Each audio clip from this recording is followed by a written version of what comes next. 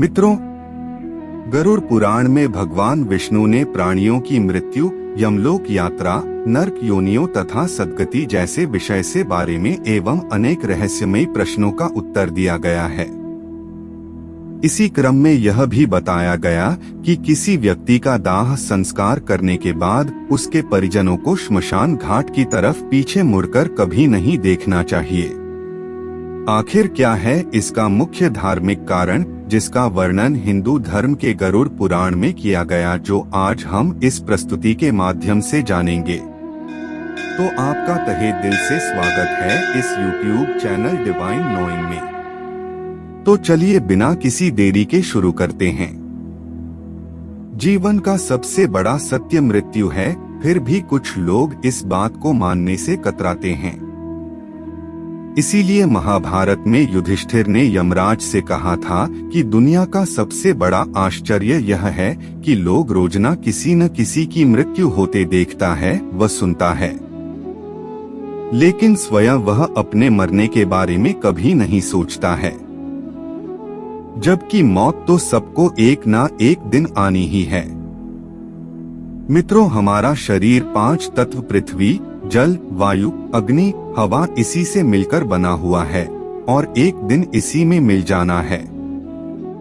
हिंदू धर्म में जन्म से लेकर मृत्यु तक कुल 16 संस्कार है, जिनमें 16वां संस्कार है अंतिम संस्कार। इस संस्कार के अंतर्गत कई वैदिक नियम बताए गए हैं, जिनका पालन करना जरूरी होता है। अन्यथा ऐसा माना जाता है, अगर इन नियमों के पालन में किसी प्रकार की कमी हुई तो मृतक की आत्मा को बड़े कष्ट उठाने पड़ सकते हैं।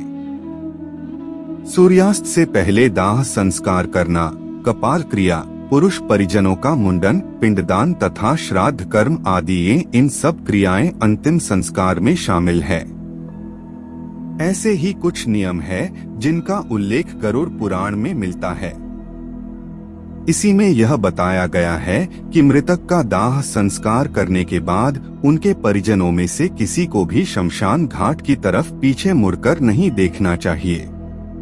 असल में दाह संस्कार करने के बाद शरीर तो जल जाता है, मगर आत्मा का अस्तित्व वही रहता है, क्योंकि भगवान श्री कृष्ण ने गीता में बताया गया है कि आत्मा को ना तो कोई शस्त्र मार सकती है, ना पानी डूबा सकती है, ना ही कोई से जला सकती है और ना ही कोई उसे मार सकती है। आत्मा अजर अमर अविनाशी है और वह आत्मा अपने शरीर का नाश होने पर अपने अंतिम संस्कार की सारी क्रिया खुद देखती है।